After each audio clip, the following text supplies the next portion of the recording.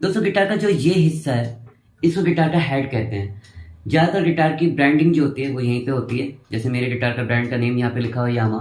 ऐसी बाकी के जितने भी गिटार होते हैं उनके ब्रांड के नेम यहीं पे लिखे होते हैं, या कुछ कुछ गिटार में डिजाइन बना होता है।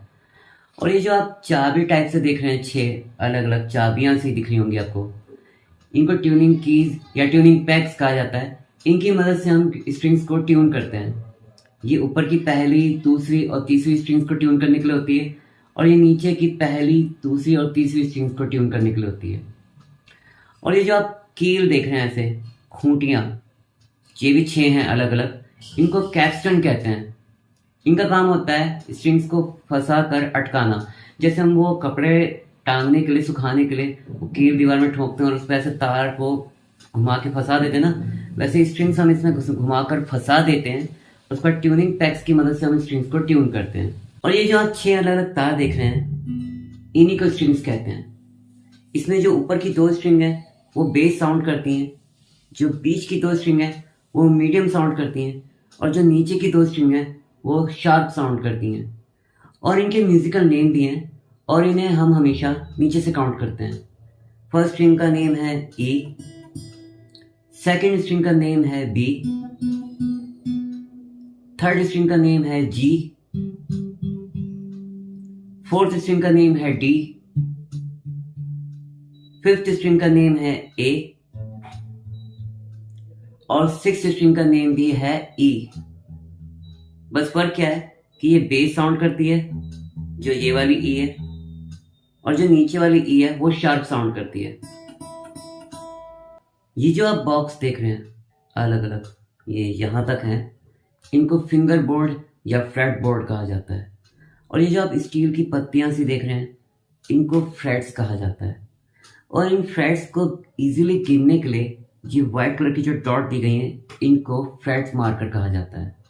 फ्रेट्स मार्कर हर गिटार में तीसरे, 5वें, 7वें, 9वें और 12वें नंबर के फ्रेट्स पे ही होते हैं।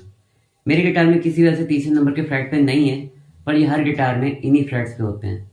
और जिस भी फ्रेट पे आपको 2 डॉट्स दिख जाए व्हाइट कलर की, इसका मतलब वो 12th नंबर का फ्रेट है। हर गिटार में जब भी आप डबल डॉट जहाँ पे भी देखें फ्रेट पे, इसका मतलब वो 12th नंबर का फ्रेट है। 12th नंबर के फ्रेट पे ही 2 डॉट होती हैं। दोस्तों फ्रेट्स मार्कर बहुत ही ज़्यादा हेल्पफुल होते हैं हमारे लिए, क्योंकि जब हम स्टार्टिंग में कोई कॉर्ड प्ले करते हैं या कोई धुन प्ले करते हैं, तो हमारे लिए ये याद रखना बहुत ही मुश्किल होता है कि वो किस फ्रेट पे प्ले हुई थी। पर फ्रेट्स मार्कर की हेल्प से हम इजीली याद रख पाते हैं कि हाँ वो कॉर्ड 3rd फ्रेट से प्ले हुआ था, या वो धुन 7th फ्रेट से प्ले हुई थी। और कई कई गिटार में ये फ्रेट्स मार्कर गिटार के ऊपर वाले हिस्से में भी होते हैं, ताकि हमें ऐसे झुककर देखकर बजाना ना पड़े इनको देखने के लिए कि हाँ ये 3rd फ्रेट है या ये 5th फ्रेट है, हम ऐसे ऊपर ऊपर देख लें। पर हाँ स्टार्टिंग में तो आपको ऐसे झुक के देखना ही पड़ेगा, बल्कि मैं तो अभी भी कई कई बार ऐसे झुक कर ही देखता हूँ कि हाँ ये स्ट्रिंग गलत तो नहीं हो गई, ये फ्रेट गलत तो नहीं हो गया। दोस्तों ये जो आप व्हाइट कलर का एक प्लास्टिक देख रहे हैं, इसको नट कहते हैं, और ये हमारे गिटार का बहुत ही इंपॉर्टेंट पार्ट होता है। अगर ये गिटार में ना हो तो हमारा गिटार साउंड कर ही नहीं सकता, क्योंकि ये हमारे जितने भी फ्रेट्स होते हैं उनसे थोड़ा सा ऊंचा होता है, और उसकी वजह से हमारी सारी स्ट्रिंग्स को ये थोड़ा सा फ्रेट से ऊपर रखता है। क्योंकि अगर हमारी स्ट्रिंग्स फ्रेट्स में टच रहेंगी तो हमारा गिटार साउंड करेगा ही नहीं। ये देखिए इस तरीके से डेड साउंड हो जाएगा, इस तरीके से डेड साउंड हो जाएगा अगर हमारी स्ट्रिंग्स फ्रेट्स में टच रहेंगी तो इसका काम यही होता है कि ये स्ट्रिंग्स को फ्रेट से थोड़ा सा ऊपर रखता है। मैं आपको थोड़ा सा पास आके दिखाता हूँ कि यहाँ से तो ये दिखेगा नहीं। ये देखिए देखिए, ये स्ट्रिंग्स को थोड़ा सा फ्रेट से ऊपर कर रखा है इसने। देखिए स्ट्रिंग्स को थोड़ा सा फ्रेट से ऊपर कर रखा है, और ये हुआ क्यों है? नट की वजह से। नट क्योंकि फ्रेट से थोड़ा सा ऊपर है, और उसकी वजह से स्ट्रिंग्स जो है वो फ्रेट्स में टच नहीं हो रही हैं, और इसी की वजह से हमारा गिटार साउंड करता है। अगर हमारे गिटार में नट ना हो तो हमारा गिटार साउंड कर ही नहीं सकता। कई बार नट टूट भी जाता है, बाई चांस किसी का गिटार गिर गया, या क्वालिटी वाइज अगर इसकी क्वालिटी लो है किसी किसी गिटार में तो टूट भी जाता है। पर कोई टेंशन वाली बात नहीं, क्योंकि ये मार्केट में नया मिल जाता है, आप इसे लगवा सकते हैं शॉप पे जाके। दोस्तों ये जो पार्ट है गिटार का, ये जो आप पार्ट देख रहे हैं, इसको नेक कहते हैं। ये हमारे गिटार की कॉमोरिया है, ये हमारे गिटार का फुल बॉडी है, और ये जो आप ब्लैक कलर का देख रहे हैं इसको पिक गार्ड या प्लेक्टम गार्ड कहते हैं।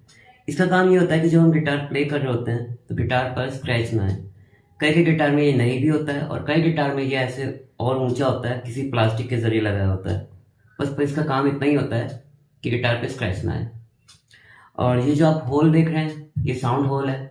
जब हम गिटार प्ले करते हैं तो साउंड यहाँ से गूंज कर आता है। अभी देखिए यहाँ से प्ले करूंगा तो इतना नहीं आ रहा है, अलग साउंड आ रहा है, पर यहाँ से साउंड गूंज के आता है। ये जो आप ब्राउन कलर की लकड़ी देख रहे हैं, इसको ब्रिज कहते हैं। ये स्ट्रिंग्स को इस हिस्से से इस हिस्से तक जोड़ने के लिए होता है। इसको जोड़ने के लिए यहाँ पे पिन भी लगती हैं, जिनको ब्रिज पिन कहा जाता है। मेरे में नहीं है, कुछ प्रॉब्लम आ गई थी मेरे गिटार में, इसलिए मेरे गिटार में एक्सटेंशन लगवाना पड़ गया। तो वो ब्रिज पिन का काम यहाँ पे एक्सटेंशन कर रहा है। देखिए यहाँ से स्ट्रिंग्स फंस के उसका फिर ब्रिज के ऊपर से ये यहाँ पे इस हिस्से तक आके जुड़ी हुई हैं। और ये जो व्हाइट कलर का प्लास्टिक देख रहे हैं, इसको सैडल कहते हैं। इसका भी यहाँ पे काम सेम वही है जो गिटार के इस हिस्से में नट का काम है। ये स्ट्रिंग्स को इस हिस्से से फ्लैट पे टच नहीं होने देता है, क्योंकि आपको पता ही है ना कि अगर स्ट्रिंग्स फ्लैट्स में टच हो जाएंगी तो गिटार साउंड नहीं करेगा। तो सैडल का काम भी सेम यही होता है कि वो इस हिस्से से स्ट्रिंग्स को टच नहीं होने देता है।